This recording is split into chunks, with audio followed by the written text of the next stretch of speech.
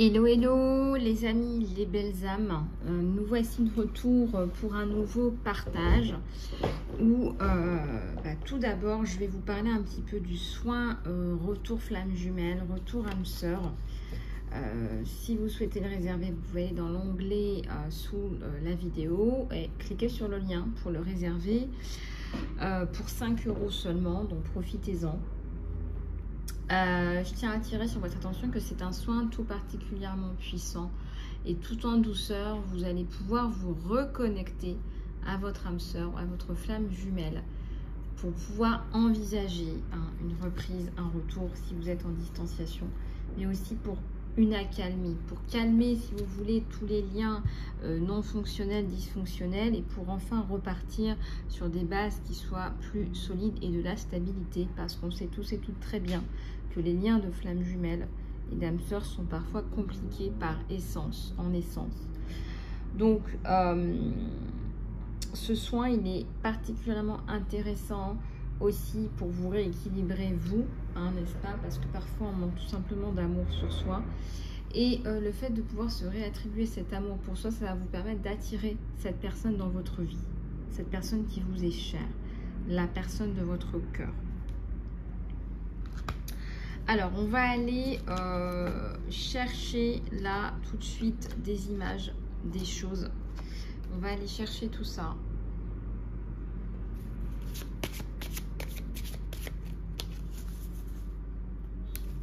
On va aller chercher des messages pour toi parce que tu en as besoin.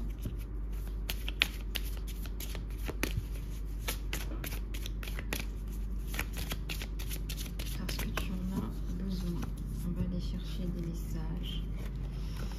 Parce que tu en as besoin. Voilà.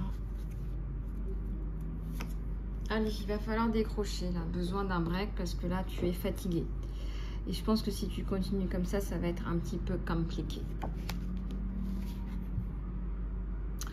Recharge tes batteries, les batteries de ton âme et décharge-toi de tout ce qui est digital. Connecte-toi à toi-même en te déconnectant des distractions comme par exemple des to-do list, des autres personnes par exemple. La meilleure façon de faire ça, c'est de générer des idées qui sont fraîches et innovantes pour équilibrer tout ce qui est naturel et tout ce qui est virtuel. Je m'explique. Qu'est-ce qu'on entend par là? Eh bien, on entend que le monde qui vous entoure a autant à vous apprendre que ce monde extrêmement virtuel. Le danger de cette virtualité, c'est quoi? C'est qu'en réalité, vous allez vous déconnecter de ce monde matériel, non pas matériel au sens monétaire, mais au sens de, voilà, j'apprends autant à me connecter avec un arbre dans la nature que à écouter un podcast par exemple pour me concentrer par exemple sur mes sensations intuitives. Si je travaille sur des sensations intuitives, je peux apprendre ça de façon tout à fait cérébrale, mais je peux aussi décider d'arrêter de me connecter H24 avec tout ce monde virtuel, ces applications, ces réseaux sociaux, etc. et décider, par exemple, d'aller en pleine nature et de me reconnecter avec mes sensations sincères, honnêtes et intuitives. Et je sais qu'elles seront authentiques. Voilà. Excusez-moi. Allez, on continue. Il y a des abeilles qui ont besoin de se déconnecter là. Je dirais même beaucoup. Beaucoup d'abeilles qui ont besoin de se déconnecter là. Et c'est tant mieux. Alors, offre ton amour. On voit que tu as beaucoup d'amour à donner. Est-ce que quelqu'un dans ta vie pourrait bénéficier de cet amour, de cette gentillesse? Le geste n'a pas besoin d'être grand. Tu peux envoyer un email, prendre ton téléphone, aller visiter quelqu'un ou commander un bouquet commander un bouquet de pensées. Il faut que tu dises à cette personne que tu penses à elle ou que tu penses à lui. Et quand tu offres de l'amour généreusement, cette énergie d'amour, en fait, elle revient vers toi de façon démultipliée. Tandis que ça nous élève aussi durant ce processus. Donc on te dit, eh bien, va parler aux autres et va offrir ton amour aujourd'hui. Voilà.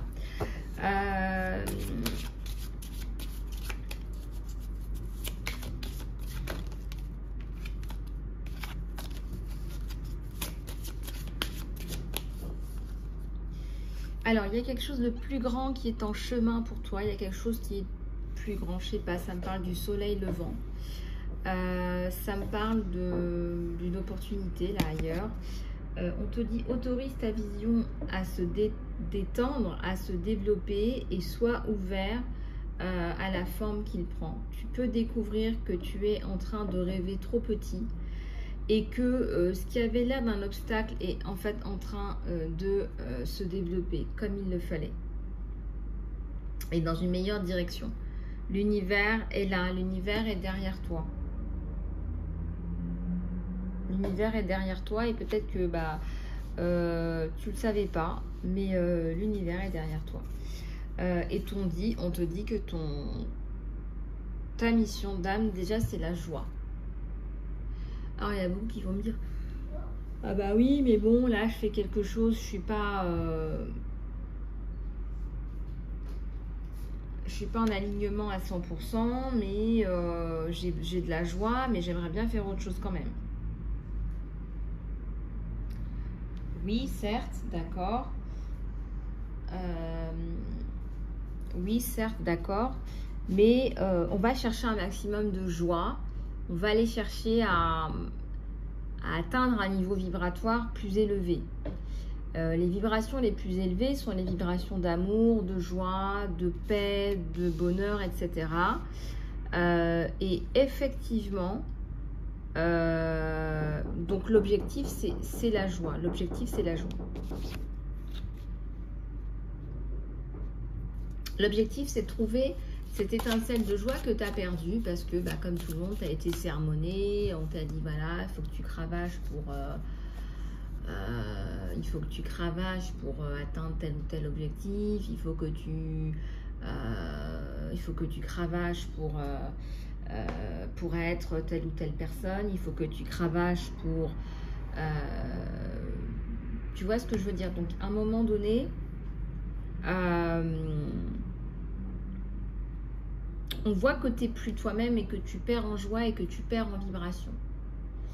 Et c'est vrai qu'on est dans une société où on nous dit, même si tu n'aimes pas ça, il va falloir que tu travailles très dur pour avoir cette note-là, parce qu'il va falloir que tu passes à l'étape supérieure, finalement. Donc, quelque part, il y a substantiellement un état de fait qui fait qu'on nous dit il faut travailler, il faut travailler. Et parfois, il y a beaucoup d'enfants qui travaillent beaucoup et qui arrivent à un certain âge, on va dire à l'âge adulte, et qui en fait ont travaillé sur toutes les matières, même sur des choses qu'ils détestaient, peut-être 3 fois plus, 4 fois plus, 5 fois plus que la moyenne, pour avoir une note, et c'est un état de fait pour pouvoir passer à l'étape suivante. Pas parce que ça les intéressait, mais pour un objectif bien précis de passage à l'étape supérieure. Il n'y a aucune critique dans ce que je fais. Je suis là dans la reliance. J'aime relier. J'aime relier. Et il faut aussi pouvoir parler de tout et pouvoir comprendre, et tout s'explique. Et donc, ces personnes-là, arrivées à l'âge de 18 ans, qu'est-ce qui se passe ? Je me sens un petit peu perdue parce qu'en fait, je ne sais pas vraiment ce pourquoi je suis fait ou je suis faite. Je suis un petit peu perdue parce qu'on m'a dit qu'il fallait être bon à l'école pour réussir. Je suis bonne à l'école et je réussis, mais je ne sais vraiment pas pourquoi je suis faite. En fait, j'ai même l'impression d'être d'être nul, parce que je ne sais même pas pourquoi je suis fait ou faite. J'aimerais bien pouvoir avancer et pouvoir me dépatouiller un petit peu de toute cette incertitude, mais en fait, j'y arrive pas. J'y arrive pas parce que moi, j'ai toujours rempli ma mission, j'ai toujours eu des bonnes notes un peu partout, parce qu'il fallait que j'assure un avenir. En tout cas, c'est ce qu'on m'a dit, j'ai été pétrie de cette idée. Et puis, j'arrive à l'âge adulte et puis en fait, je n'y arrive pas non plus. J'y arrive pas, je ne sais pas où je vais encore prendre un cursus parce qu'il faut passer à l'étape supérieure. Et puis peut-être que je vais encore traîner cette idée-là pendant plusieurs années jusqu'à la fin de mes études et même avoir un diplôme pour quelque chose qui ne m'intéresse pas fondamentalement. Bon, l'erreur est humaine et on n'est pas là pour se lancer la... On n'est pas là pour se lancer la... On n'est pas là pour se lancer... comment on dit ça on n'est pas là pour se lancer des ping et des pong. On n'est pas là pour se faire une bataille de ping-pong, je te rassure. Ce que je suis en train de te dire, c'est qu'il serait peut-être bien que tu arrives à identifier avec tes parents à un moment donné ce que tu n'aimes vraiment pas faire, parce que ça va t'aider à comprendre ce que tu aimes vraiment faire et ce pourquoi tu es fait et ce qui est ta force. Et ce qui est même, je dirais plus loin, ta mission de vie. Ta mission de vie, c'est quelque chose qui est planté là.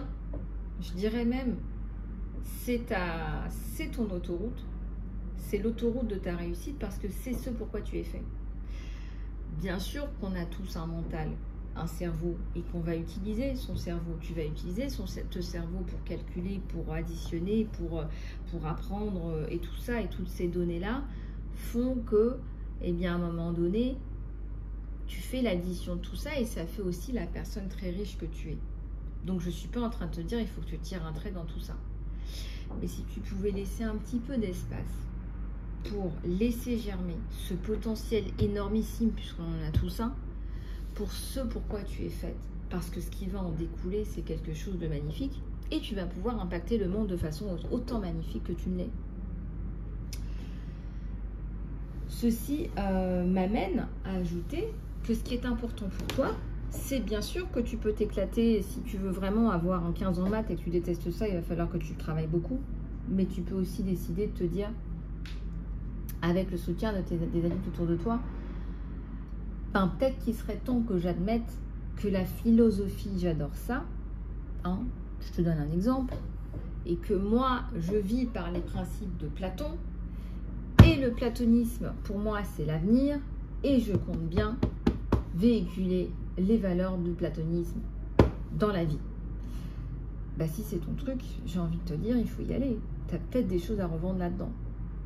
Ou alors, c'est de dire, moi, je déteste Platon. Je veux juste avoir un 10 ou un 12 parce qu'il faut que je passe à l'état supérieur. Mais j'aimerais tellement qu'on a exploré le problème des requins dans l'Alaska. Parce que là, on a un gros problème. C'est l'extinction la plus totale et absolue. Et donc, ça veut dire que tu vas t'intéresser, que tu vas te spécialiser, que tu vas aller parler à des professionnels. Peut-être que tu vas aussi avoir envie d'aller faire des stages. Tu vas commencer à explorer tout ça et gagner du temps. Et prendre ce que j'appelle ton autoroute vers ta mission, vers ton succès, vers ta réussite et ta joie. Je pourrais vous parler pendant des heures parce que ça fait aussi partie de ma mission de vous réaligner avec ce pourquoi vous êtes fait et ce qui vous êtes et ce pourquoi vous êtes fait et faites. Et il m'en a fallu aussi du temps. Je suis ingénieure de formation. Et puis ensuite, je suis devenue juriste parce que j'en avais besoin. J'en avais besoin dans mon travail, donc je suis devenue aussi juriste. Et puis aussi, à force de gérer des équipes, je suis devenue coach. Et puis je me suis rendu compte que de façon innée, de toute façon, j'aime travailler avec les gens de façon innée. Et puis au fur et à mesure de mes expériences personnelles, je suis aussi devenue thérapeute et mentor. Et puis auteur, écrivain. Tout ça pour te dire qu'en fait, tout ça, tu as l'impression que ça n'a pas de sens et tu as l'impression que... Mais en fait, tout ça, toutes ces pièces dans ma corbeille, toutes ces pièces à mon échiquier de la vie ou du succès de ma vie, toutes ces pièces en fait à cette pyramide que je monte, eh bien en fait elles étaient nécessaires. Parce que quand on a un esprit cartésien, c'est quand même plus facile pour s'organiser, pour gérer tout ça, pour gérer parfois des problèmes et trouver des solutions. Et puis le légal, on en a tellement besoin aujourd'hui, surtout dans une cause telle que les enfants, telle que les femmes et les enfants. Et puis aussi, on a besoin de thérapeute, on a besoin de ces aspects thérapeutiques, de mentoring et de l'écriture, parce que l'écriture, ça permet vraiment de transmettre et de véhiculer et de lifter, d'uplifter et d'empuissancer. Ma vie est loin d'être terminée, enfin je l'espère. J'ai encore plein de choses à faire et je ne sais pas ce que l'avenir me réserve, parce que je ne savais pas qu'un jour non plus j'allais faire une chaîne YouTube, je ne le savais pas. Je ne savais pas que j'allais atterrir en Asie. Voilà. Alors, ce que je voulais vous dire aussi, c'est que